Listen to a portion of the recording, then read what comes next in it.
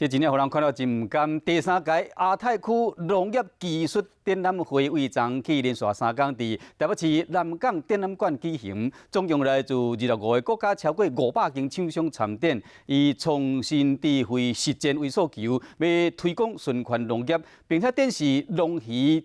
包括畜牧业上个新的技术甲设备，要打造国际化的产业平台。运用人工智慧的农业无人机，结合物联网的土壤监测器，也有自动散水两设备，现场展出各种的农业科技产品甲设备。农委会为了让台湾农渔畜牧业走向高科技，打造国际化的产业链贸易平台。结合来自世界各国的买家甲卖家，对10月31到11月初2，伫台北市南港展览馆举办2019年亚太区农业技术展览甲会议。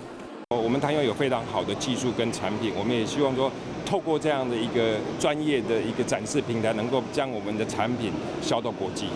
已经进入第3档的这个展览，今年总共来自25个国家，超过500间的厂商参展。另外嘛，特别邀请荷兰、丹麦甲国内动力级的专家举办国际论坛，探讨农业科技的上新的趋势，甲循环农业的价值，嘛，让台湾出众的技术推向国际。